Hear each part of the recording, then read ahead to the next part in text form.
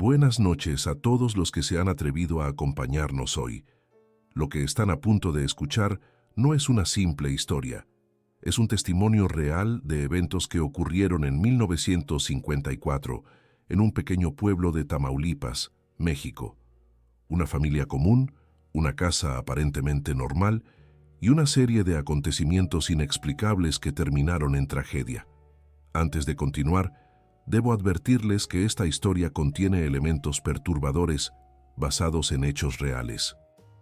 Si son sensibles a relatos de angustia psicológica o situaciones de peligro extremo, quizás deberían considerar si desean continuar. Para aquellos que se quedan, les recomiendo encarecidamente que vean esta historia hasta el final, no solo porque los detalles más impactantes y reveladores se encuentran en los últimos capítulos, sino porque el desenlace contiene información crucial que podría salvarles la vida si alguna vez se enfrentan a circunstancias similares. La familia Gutiérrez no tuvo a nadie que les advirtiera. Ustedes sí. Y si esta historia les parece tan impactante como a mí, ayúdenme a difundirla dando like, suscribiéndose a este canal y compartiéndola con aquellos que aprecian las historias de misterio basadas en hechos reales. Cada día descubro más casos como este y quiero asegurarme de que estas historias no queden en el olvido. Antes de sumergirnos en esta perturbadora historia, quiero darles la bienvenida a La Macabra Historia, el canal donde revelamos testimonios de personas que descubrieron algo terrible, conocieron a alguien con un oscuro secreto o sobrevivieron para contar lo inexplicable. Historias reales que nos muestran que la realidad puede ser más aterradora que la ficción. Si eres nuevo aquí, te invito a que te suscribas ahora mismo y actives la campanita de notificaciones. Así no te perderás ninguna de nuestras historias que podrían revelarte verdades que muchos prefieren mantener ocultas. Y si ya eres parte de esta comunidad, ayúdanos a llegar a más personas compartiendo este video. Ahora sí, comencemos con esta macabra historia. Corría el mes de marzo de 1954. México vivía una época de cambios y desarrollo bajo la presidencia de Adolfo Ruiz Cortines. Mientras las grandes ciudades comenzaban a modernizarse, los pequeños pueblos de Tamaulipas mantenían sus tradiciones y su ritmo pausado de vida. La familia Gutiérrez había decidido trasladarse desde Ciudad de México hasta El Encinal, un pequeño pueblo al sur de Tamaulipas. Eduardo Gutiérrez, un contador de 42 años, había recibido una oferta para administrar las finanzas de una próspera hacienda ganadera. Su esposa, Consuelo, de 38 años, era maestra de primaria y había conseguido un puesto en la escuela local. Con ellos viajaban sus 3 hijos, Ramón de 17 años, Lucía de 14 y el pequeño Gabriel de apenas 8. El viaje fue largo y agotador. Atravesaron la Sierra Madre Oriental en un destartalado autobús que se detenía en cada pueblo. Cuando finalmente llegaron a El Encinal, el atardecer pintaba el cielo de tonos anaranjados y púrpuras. El pueblo era más pequeño de lo que habían imaginado. Una plaza central con una iglesia de piedra, algunas tiendas de abarrotes y casas de adobe y piedra dispersas entre la vegetación. Don Esteban, el administrador de la hacienda, los esperaba en la terminal. Era un hombre de unos 60 años, de piel curtida por el sol y mirada penetrante. «Bienvenidos a El Encinal», les dijo con una sonrisa que no parecía llegar a sus ojos. «La casa está lista para ustedes». Era de la familia Ordóñez, pero han pasado, digamos que circunstancias que los obligaron a irse. Eduardo y Consuelo intercambiaron miradas de preocupación, pero estaban demasiado cansados para hacer preguntas. Subieron sus maletas a la camioneta de don Esteban y se dirigieron hacia su nuevo hogar. La casa se encontraba a las afueras del pueblo, rodeada de mezquites y huizaches. Era una construcción de 2 plantas, con paredes de piedra caliza y tejas de barro rojizo. Tenía un porche amplio con columnas y un pequeño jardín frontal donde crecían algunas flores silvestres. A primera vista, parecía una casa hermosa y espaciosa, justo lo que habían soñado. «Es más grande de lo que esperábamos», comentó Consuelo, descendiendo de la camioneta. «Perteneció a una familia adinerada», explicó don Esteban mientras descargaba las maletas. «Los Ordóñez eran dueños de varios terrenos por aquí. pero como les dije, tuvieron que marcharse repentinamente. ¿A qué les pasó?, preguntó Ramón, el hijo mayor, intrigado por el tono misterioso del hombre. Don Esteban hizo una pausa antes de responder. Problemas familiares, muchacho, cosas que pasan. Lo importante es que ahora la casa es de ustedes. Les entregó un juego de llaves antiguas y pesadas. La llave principal era particularmente extraña. Tenía forma de una mano estilizada con los dedos extendidos. Esta abre la puerta principal, explicó don Esteban. Las otras son para las habitaciones del segundo piso y el sótano. Les recomiendo que mantengan el sótano cerrado. Hay humedad y podría ser peligroso para los niños. Se despidió rápidamente, prometiendo volver al día siguiente para llevar a Eduardo a la hacienda.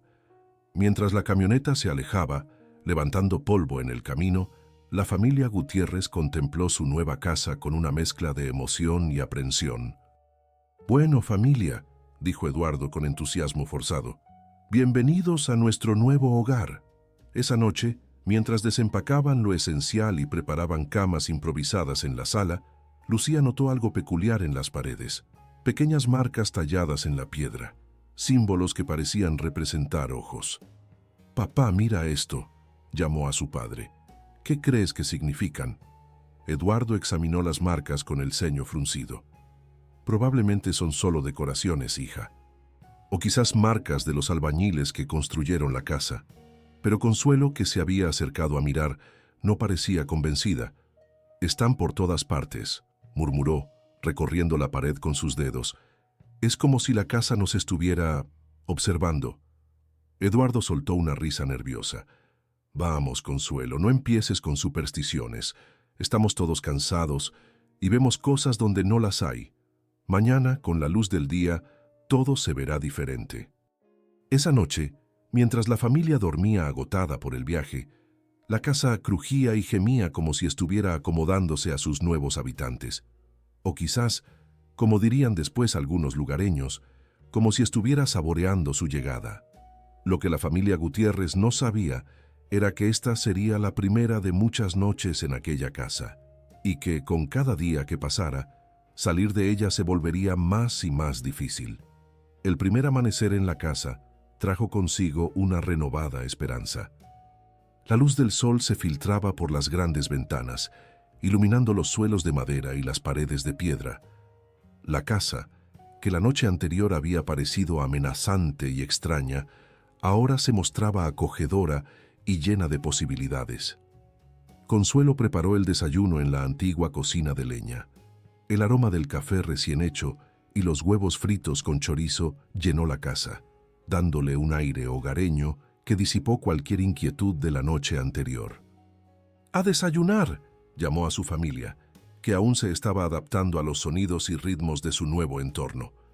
Durante el desayuno, planearon el día. Eduardo iría con don Esteban a conocer la hacienda, Consuelo visitaría la escuela para preparar su clase, y los niños comenzarían a desempacar y explorar la casa. «Recuerden no entrar al sótano», advirtió Eduardo. «Quiero revisarlo primero yo mismo para asegurarme de que sea seguro». Todos asintieron, aunque Ramón y Lucía intercambiaron miradas cómplices que sugerían que la prohibición solo había aumentado su curiosidad.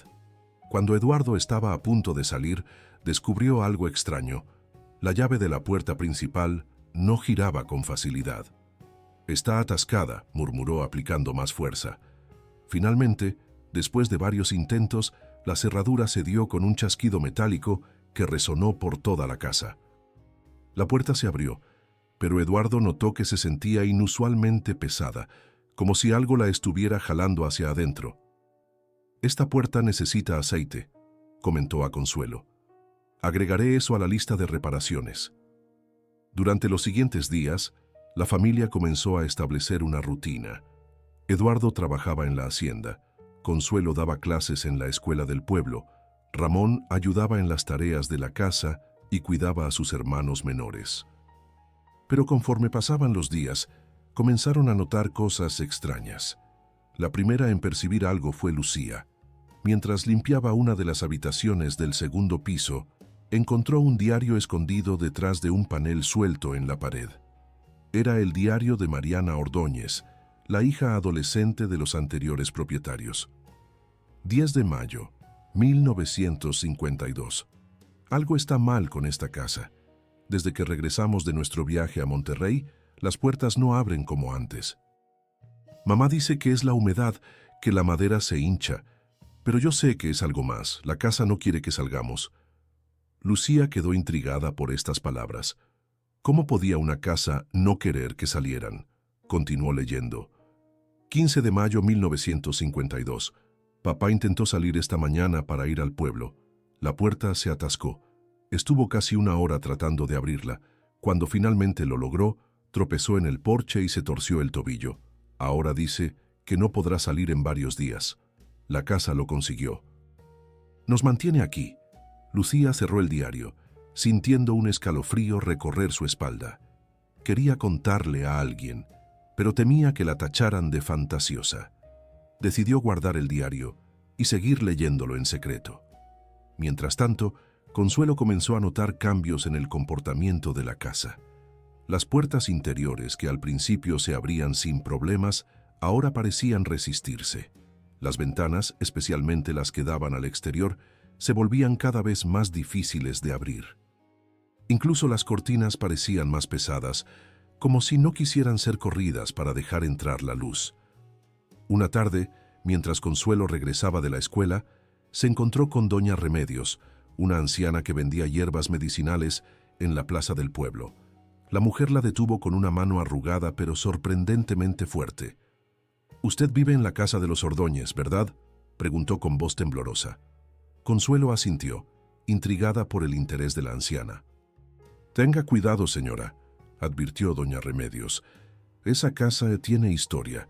Los Ordóñez no fueron los primeros en marcharse apresuradamente».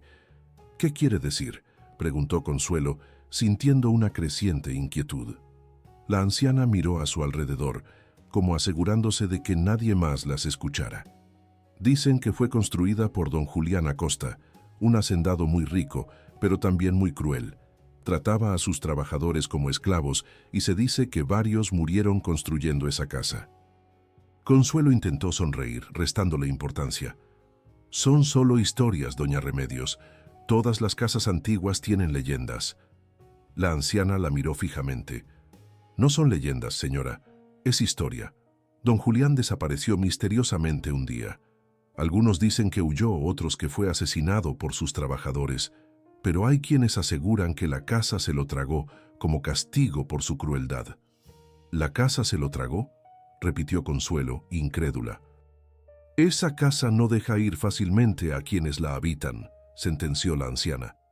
«Vigile a su familia, señora, y si nota algo extraño, cualquier cosa, no lo ignore. Podría ser la casa reclamando a sus nuevos habitantes». Esa noche, Consuelo no mencionó su encuentro con doña Remedios. No quería alarmar a Eduardo, que parecía tan feliz con su nuevo trabajo, pero no pudo evitar mirar la casa con otros ojos cuando regresaron. Las sombras parecían más profundas, los crujidos más amenazantes. Eduardo, por su parte, había comenzado a experimentar dolores de cabeza intensos cada vez que intentaba salir de la casa. Al principio los atribuyó al estrés del nuevo trabajo, pero pronto notó un patrón. Los dolores comenzaban en cuanto ponía un pie en el porche y se intensificaban a medida que se alejaba de la casa. Gabriel, el más pequeño, fue quizás quien mejor percibió los cambios. Una tarde, mientras jugaba en el jardín, intentó salir a la calle para recoger una pelota. Inexplicablemente, tropezó en la entrada y cayó raspándose las rodillas. «La casa me empujó», lloró cuando Ramón corrió a ayudarlo. «No quiere que me vaya». Ramón abrazó a su hermano, atribuyendo sus palabras a la imaginación infantil. «Solo tropezaste con una piedra, Gaby. Las casas no empujan». Pero esa noche, cuando Ramón intentó salir para encontrarse con algunos jóvenes del pueblo, la puerta principal se cerró de golpe, atrapando su mano. El dolor fue tan intenso que gritó, despertando a toda la familia. «Fue el viento», explicó Eduardo, examinando la mano hinchada de su hijo. «Estas puertas viejas son pesadas». Pero no había viento esa noche. El aire estaba completamente quieto, como si el mundo exterior contuviera la respiración esperando. Mientras vendaba la mano de Ramón, Consuelo recordó las palabras de doña Remedios. Esa casa no deja ir fácilmente a quienes la habitan. Por primera vez desde su llegada, sintió verdadero miedo. A medida que pasaban las semanas, los incidentes se volvieron más frecuentes y más difíciles de ignorar. Las puertas no solo se atascaban, sino que a veces se cerraban violentamente sin razón aparente. Las ventanas, que antes podían abrirse con facilidad, ahora parecían selladas. Incluso las cortinas se volvieron tan pesadas que Gabriel ya no podía correrlas solo. Una mañana de domingo, mientras la familia se preparaba para ir a misa, Eduardo batalló durante casi media hora con la puerta principal. «¡Maldita sea!», exclamó, sudando por el esfuerzo. «Esta cerradura está cada vez peor». Cuando finalmente logró abrirla, toda la familia sintió un extraño mareo al cruzar el umbral, como si atravesaran una membrana invisible. Gabriel comenzó a llorar, diciendo que sentía que alguien lo jalaba hacia atrás. «No quiero ir», sollozó, aferrándose al marco de la puerta. «La casa está enojada». Consuelo y Eduardo intercambiaron miradas preocupadas. Las fantasías de Gabriel ya no parecían tan infantiles. Esa tarde, después de regresar de la iglesia, donde habían llegado tarde debido a la dificultad para salir, Lucía finalmente decidió compartir el diario de Mariana Ordóñez con su madre. «Mamá», dijo en voz baja mientras ayudaba a preparar la comida, «encontré algo que creo que deberías ver». Le entregó el diario desgastado. Consuelo lo miró con curiosidad y comenzó a leer. Con cada página, su rostro se tornaba más pálido. Las experiencias de la familia Ordóñez eran aterradoramente similares a lo que ellos estaban viviendo. Puertas que se resistían, ventanas que no abrían, accidentes inexplicables cada vez que intentaban salir. La última entrada del diario era particularmente perturbadora. 3 de julio, 1952. Papá dice que nos vamos mañana, sin importar lo que pase. Ha contratado a varios hombres del pueblo para que nos ayuden a salir si es necesario. Mamá ha empacado solo lo esencial. Dice que no le importa dejar todo atrás, solo quiere que salgamos de aquí. Tengo miedo. La casa ha estado más silenciosa hoy, como si estuviera escuchando, planeando. Siento que sabe lo que intentaremos hacer». La entrada terminaba ahí. No había más páginas escritas. «¿Qué les pasó?», preguntó Lucía con voz temblorosa. «¿Por qué no hay más entradas?». Consuelo cerró el diario lentamente. «No lo sé, hija, pero voy a averiguarlo». Esa noche, cuando los niños ya estaban acostados, Consuelo mostró el diario a Eduardo. Al principio, él intentó desestimar las similitudes como coincidencias, pero conforme leía, su escepticismo se fue transformando en preocupación. «Esto es inquietante», admitió finalmente, «pero debe haber una explicación lógica. Quizás hay algún problema estructural con la casa que hace que las puertas y ventanas se atasquen». «¿Y los accidentes? ¿Y los mareos que sentimos al salir?», insistió Consuelo. «Eduardo, sabes que no soy supersticiosa, pero algo no está bien aquí». Eduardo suspiró profundamente. «Mañana hablaré con don Esteban. Quizás él sepa qué pasó realmente con los Ordóñez». Al día siguiente, Eduardo cumplió su promesa. Durante un descanso en la hacienda, abordó el tema con don Esteban. «Don Esteban, ¿qué sabe usted sobre la familia que vivía en nuestra casa antes? Los Ordóñez». El administrador dejó de escribir en su libro de cuentas y miró a Eduardo con expresión seria. «¿Por qué pregunta?». «Hemos notado algunas peculiaridades en la casa y mi hija encontró un diario que perteneció a Mariana Ordóñez. Mencionaba problemas para salir de la casa». Don Esteban guardó silencio por un momento, como decidiendo cuánto revelar. «Los Ordóñez se fueron en circunstancias extrañas», dijo finalmente. «Una mañana varios hombres del pueblo fueron a ayudarlos a sacar sus pertenencias, pero cuando llegaron, la casa estaba vacía. Sus coches seguían ahí, muchas de sus cosas también, pero ellos habían desaparecido». «¿Desaparecido?», repitió Eduardo sintiendo un escalofrío. ¿Y nadie los buscó? Claro que sí. La policía investigó, pero nunca encontraron nada. Algunos dicen que huyeron en la noche, que tenían deudas o problemas. Otros, don Esteban hizo una pausa, mirando hacia el horizonte. Otros dicen que la casa no los dejó ir. Eduardo quiso reír, pero el sonido quedó atrapado en su garganta. Eso es absurdo. Las casas no retienen a las personas. Esta no es una casa cualquiera, don Eduardo, respondió el administrador con gravedad. Ha habido historias similares antes, familias que desaparecen, personas que mueren intentando salir, pero nunca quise alarmarlos. Pensé que eran solo supersticiones del pueblo. Esa tarde, Eduardo regresó a casa más temprano de lo habitual. Encontró a Consuelo en la cocina, preparando la cena con expresión preocupada. «Tenemos que hablar», dijo, sentándose pesadamente en una silla. Le contó todo lo que había averiguado de don Esteban. Consuelo escuchó en silencio, su rostro cada vez más pálido. «Entonces, los Ordóñez nunca salieron», murmuró finalmente. «No sabemos eso con certeza», intentó tranquilizarla Eduardo. «Solo sabemos que desaparecieron». «La casa no los dejó ir», repitió Consuelo las palabras de don Esteban. «Eduardo, tenemos que irnos de aquí, ahora, antes de que sea demasiado tarde». Eduardo quería argumentar, decir que estaban siendo irracionales, pero no pudo. Los incidentes, las dificultades para salir, los accidentes, todo comenzaba a formar un patrón aterrador. «De acuerdo», dijo finalmente. «Empaquemos lo esencial y salgamos esta misma noche. Podemos quedarnos en el pueblo hasta decidir qué hacer». Reunieron a los niños y les explicaron la situación de la manera más tranquila posible. Ramón y Lucía intercambiaron miradas de alivio. Ellos también habían sentido que algo andaba mal. Gabriel lloró, no porque tuviera miedo de irse, sino porque temía que la casa les hiciera daño si intentaban marcharse.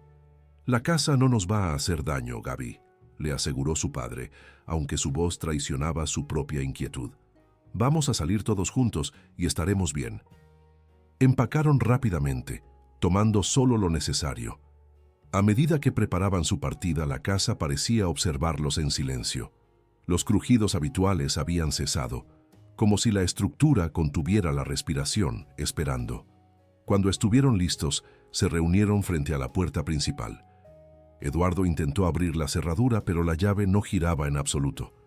«Está completamente atascada», gruñó, aplicando más fuerza. «Intentemos por la puerta trasera», sugirió Consuelo, tratando de mantener la calma por los niños. Pero la puerta trasera tampoco cedió, ni las ventanas.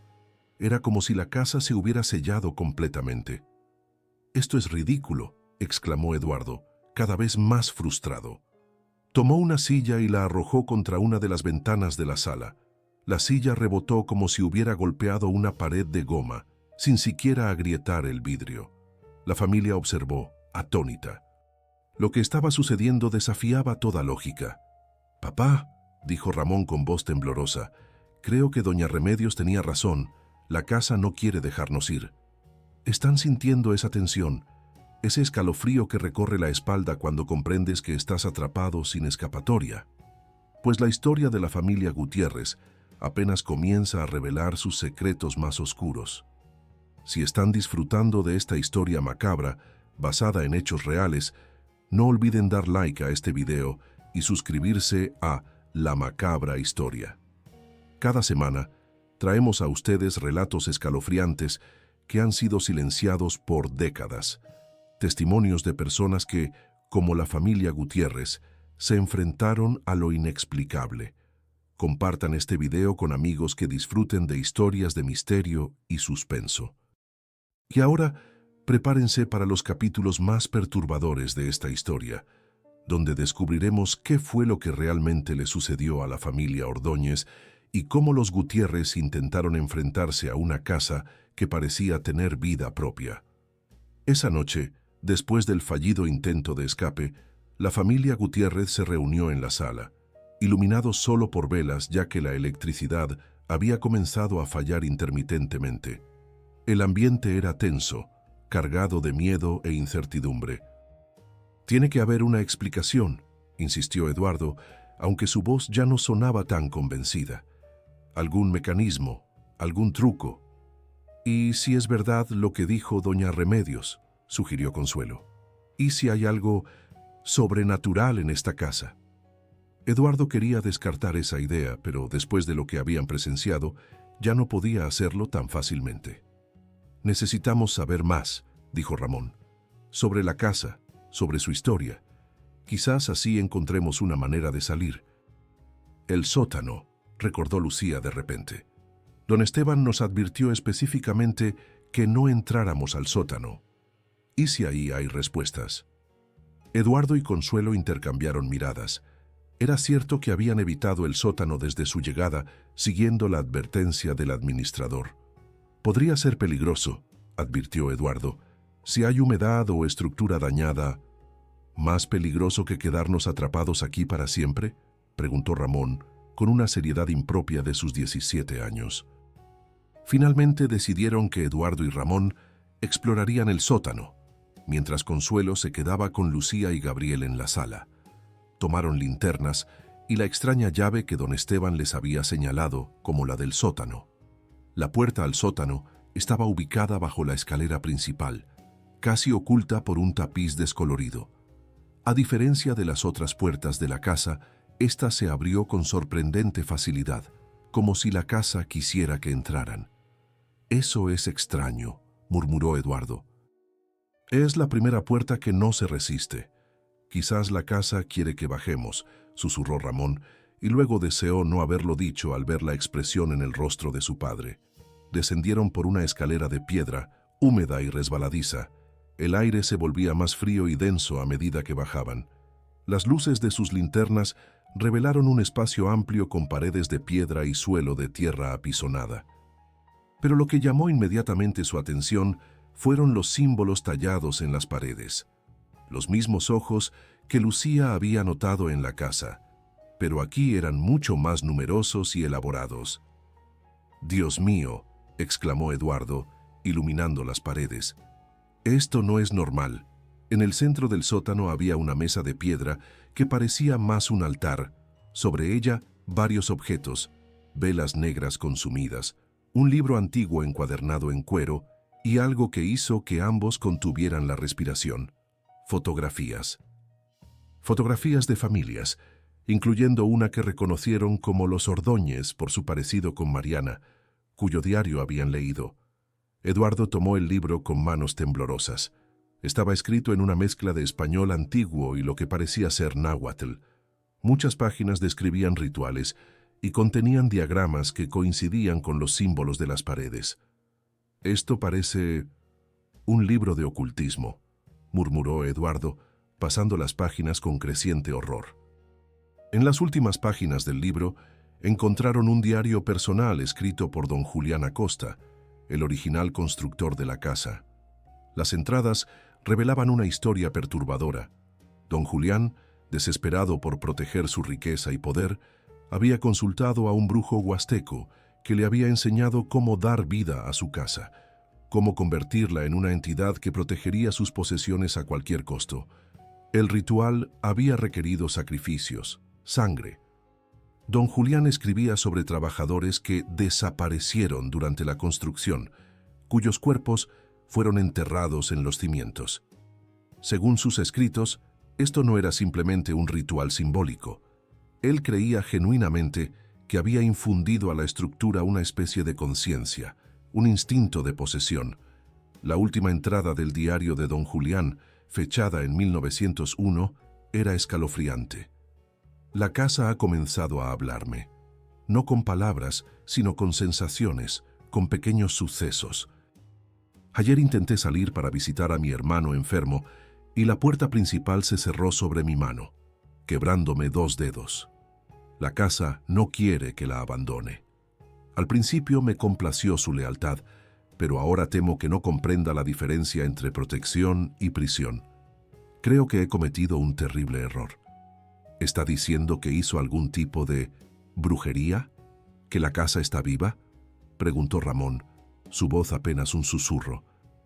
Eduardo, siempre racional, Quería descartar estas ideas como las fantasías de un hombre perturbado, pero después de todo lo que habían experimentado, ya no podía negar la posibilidad.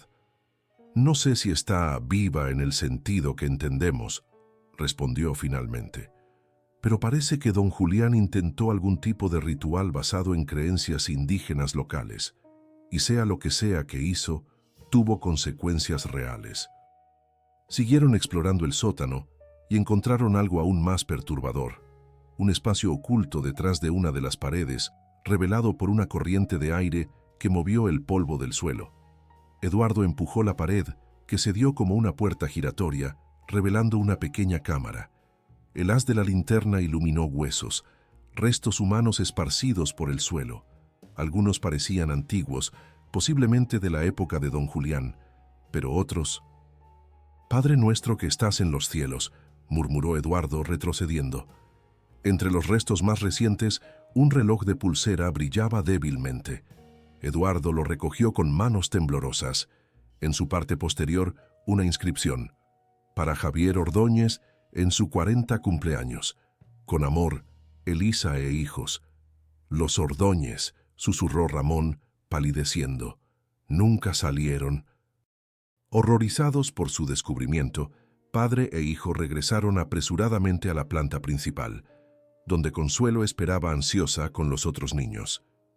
«¿Qué encontraron?», preguntó, notando inmediatamente sus rostros descompuestos.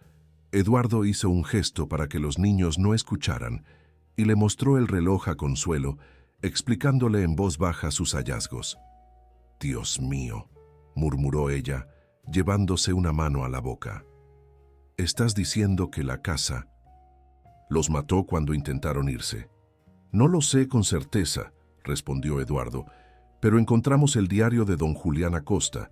Creía haber realizado algún tipo de ritual para dar vida a la casa, para que protegiera sus posesiones». «¿Y nosotros somos ahora sus posesiones?», preguntó Consuelo, su voz temblando. «Eso parece», asintió Eduardo sombríamente.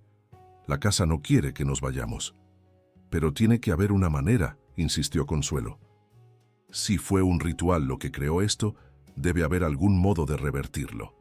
Esa noche, mientras los niños finalmente dormían, Eduardo y Consuelo estudiaron detenidamente el libro encontrado en el sótano. La mayoría del texto era incomprensible para ellos, escrito en un español arcaico mezclado con términos en náhuatl y huasteco. Pero algunas ilustraciones y diagramas sugerían un posible contrarritual. «Mira esto», señaló Consuelo a una página donde se mostraba un diagrama similar a los símbolos de ojo tallados en las paredes, pero invertidos. «Parece que estos símbolos pueden ser neutralizados si se invierten». «Y aquí», agregó Eduardo, señalando otro pasaje, «menciona algo sobre liberar el espíritu atado. No entiendo todos los detalles, pero parece sugerir que el vínculo puede romperse mediante algún tipo de ofrenda o sacrificio». La idea de un sacrificio los perturbó, pero ambos entendían que su situación era desesperada. Necesitaban encontrar una salida antes de que la casa decidiera que ya no podían irse nunca. Al día siguiente, mientras desayunaban, Eduardo explicó a los niños una versión simplificada de lo que habían descubierto. «La casa tiene una especie de encantamiento», dijo, eligiendo cuidadosamente sus palabras. «El hombre que la construyó quería que protegiera todo lo que había dentro, incluyendo a sus habitantes, pero con el tiempo esa protección se volvió una prisión». «¿Como en los cuentos de hadas?», preguntó Gabriel, sus ojos muy abiertos. «Algo así», asintió Eduardo. «Y como en los cuentos, creemos que hay una manera de romper el encantamiento». «¿Magia?», preguntó Lucía, escéptica pero esperanzada. «No exactamente magia», respondió Consuelo. «Más bien un ritual similar al que usó don Julián, pero invertido, para deshacer lo que él hizo». «¿Y funcionará?», preguntó Ramón, siempre el más pragmático. Eduardo y Consuelo intercambiaron miradas. «No lo sabemos con certeza», admitió Eduardo, «pero es nuestra mejor esperanza». Durante los siguientes días estudiaron más a fondo el libro y prepararon lo necesario para el contrarritual. Según su interpretación, Necesitarían invertir los símbolos de ojo tallados en puntos clave de la casa y realizar una ofrenda que simbolizara su voluntad de dejar ir lo que la casa consideraba suyo. La ofrenda es lo más complicado, explicó Eduardo a su familia.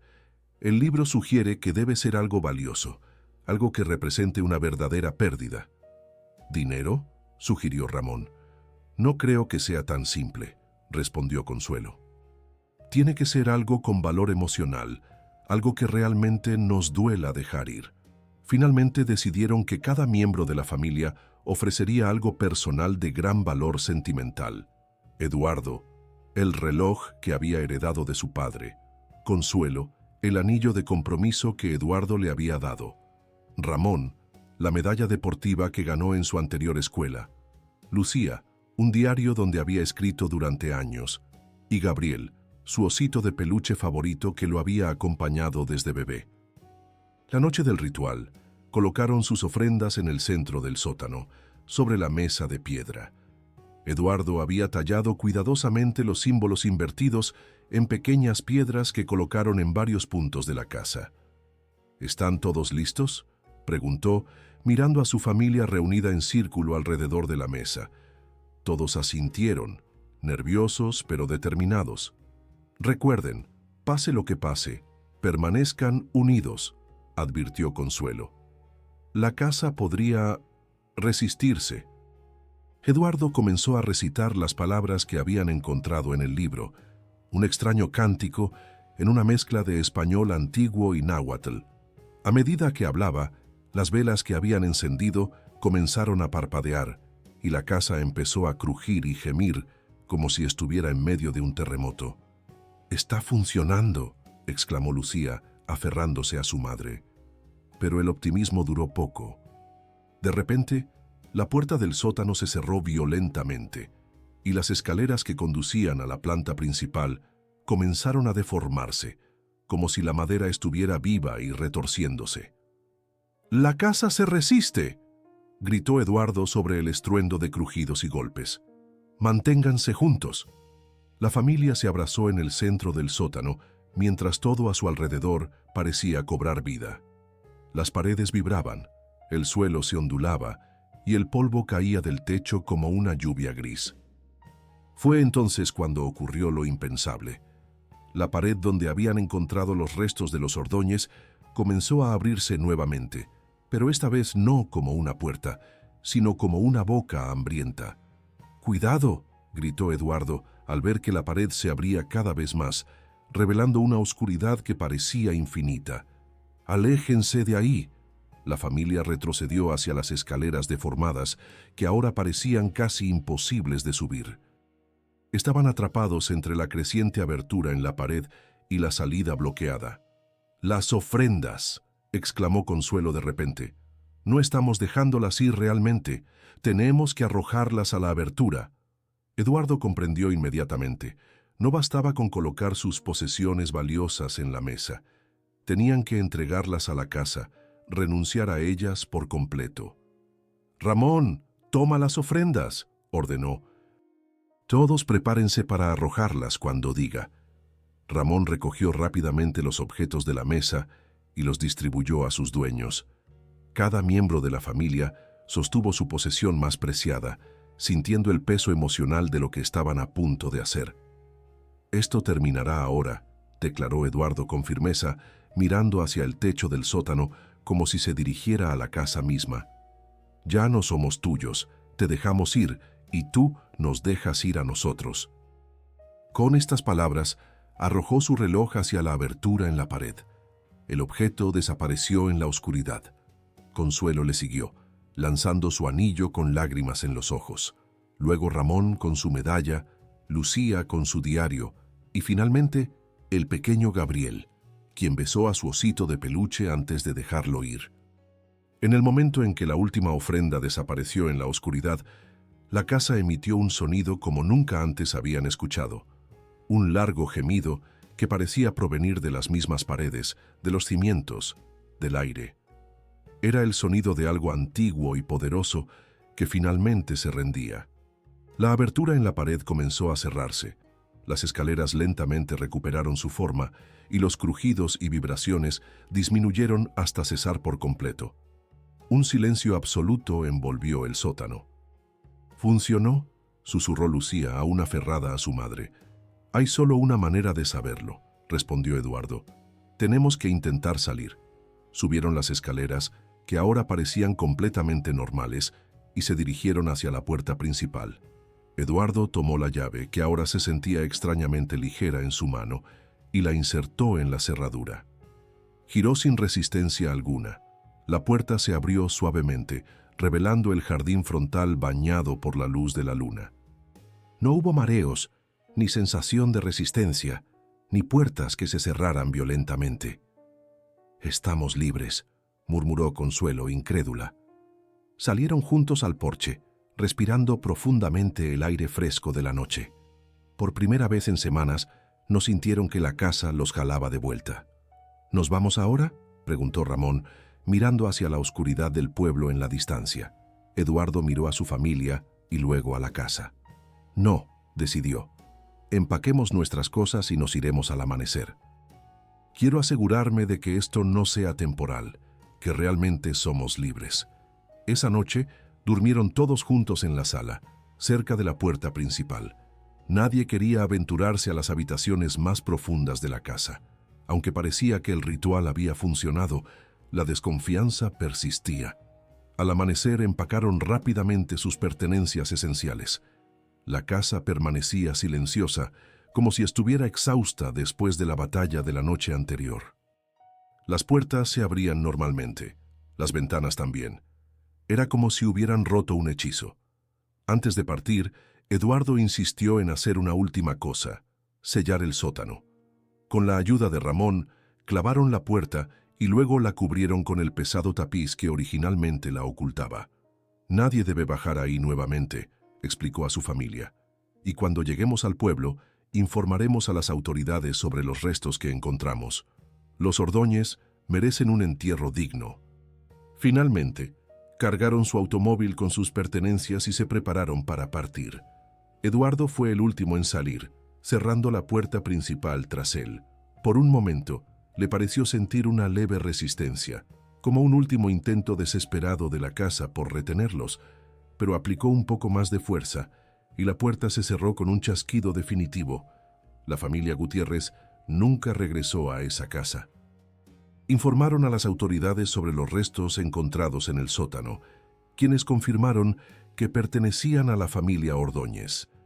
El caso, que había sido archivado como una simple desaparición, fue reabierto como una investigación de homicidio, aunque las circunstancias exactas nunca pudieron ser explicadas satisfactoriamente. La casa permaneció vacía durante años. Nadie quería comprarla o alquilarla, especialmente después de que la historia de los Gutiérrez y los Ordóñez se difundiera en el pueblo. Eventualmente, el gobierno municipal decidió demolerla, citando problemas estructurales irremediables. Pero incluso después de la demolición, el terreno permaneció baldío. Nada crecía allí y los lugareños evitaban pasar cerca, especialmente de noche. Algunos decían que podían escuchar crujidos y gemidos provenientes de la tierra, como si la casa aún existiera en algún plano invisible, esperando nuevos habitantes. La familia Gutiérrez se trasladó a Monterrey, donde Eduardo encontró trabajo en una empresa contable y Consuelo continuó enseñando. Los niños eventualmente superaron la traumática experiencia, aunque nunca la olvidaron por completo. Años más tarde, cuando Lucía ya era una joven adulta estudiando antropología, decidió investigar más a fondo la historia de la casa y de don Julián Acosta. Descubrió que las prácticas ocultistas que había empleado tenían raíces en antiguas tradiciones huastecas relacionadas con la creación de guardianes para proteger lugares sagrados o tesoros.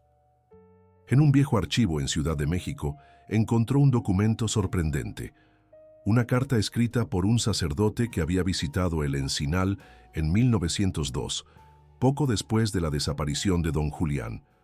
El sacerdote describía rumores sobre una casa poseída que había devorado a su dueño cuando éste intentó abandonarla.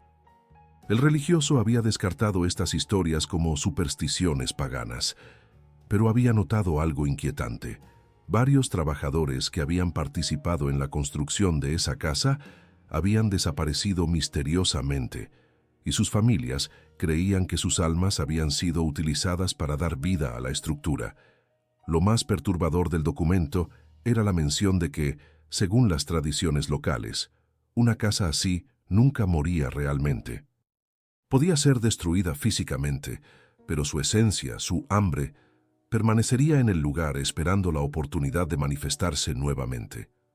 Lucía nunca compartió este último descubrimiento con su familia. Sentía que habían sufrido suficiente y merecían paz, pero ella misma nunca volvió a entrar en una casa desconocida sin sentir un escalofrío recorrer su espalda, sin preguntarse si las paredes que la rodeaban eran realmente inertes o si, de alguna manera, la observaban con hambre. Porque si algo había aprendido de su experiencia, era que los lugares tienen memoria, y algunos lugares tienen algo más que memoria, tienen voluntad propia. Como un curioso epílogo a esta historia, en 2019, más de 60 años después de los eventos narrados, una empresa constructora compró el terreno baldío donde una vez se alzó la casa de los Gutiérrez. Planeaban construir un pequeño centro comercial. La construcción comenzó con entusiasmo, pero pronto surgieron problemas. Herramientas que desaparecían misteriosamente, accidentes inexplicables, trabajadores que simplemente no regresaban al día siguiente sin dar explicación. El proyecto fue abandonado después de que el arquitecto principal sufriera un extraño accidente. Quedó atrapado dentro del edificio a medio construir cuando todas las puertas y ventanas se cerraron simultáneamente durante una inspección. Lo encontraron 3 días después, deshidratado y delirante, murmurando sobre paredes que se movían y ojos que lo observaban desde el concreto. Hoy, el terreno sigue vacío. La hierba no crece allí, los animales lo evitan. Y los ancianos de El Encinal aún advierten a los niños que no se acerquen, especialmente al atardecer, cuando las sombras se alargan y a veces, si uno mira con atención, parece que la silueta de una casa se dibuja momentáneamente contra el cielo rojizo, como un espejismo sediento de vida. Y así concluye la macabra historia de la familia Gutiérrez y la casa que se negaba a dejarlos ir. Una historia basada en testimonios reales que nos recuerda que a veces los verdaderos horrores no son fantasmas o monstruos sobrenaturales, sino las consecuencias de actos humanos tan terribles que dejan una marca permanente en el mundo. ¿Les ha gustado esta historia? Si es así, no olviden dar like a este video, suscribirse a La Macabra Historia y activar las notificaciones para no perderse ninguna de nuestras próximas narraciones. Cada semana traemos a ustedes testimonios escalofriantes como este, historias reales que han sido silenciadas durante décadas.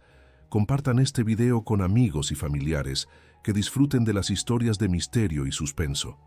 Sus comentarios son muy importantes para nosotros, así que no duden en decirnos qué les pareció esta historia y qué otras historias les gustaría escuchar en el futuro. Quiero agradecer especialmente a todos ustedes que han llegado hasta el final. Su apoyo es lo que nos motiva a seguir investigando y compartiendo estas historias que de otro modo quedarían perdidas en el tiempo. Hasta la próxima semana, cuando les traeré otra macabra historia que les hará cuestionar la realidad tal como la conocen. Recuerden, a veces la verdad es más aterradora que la ficción.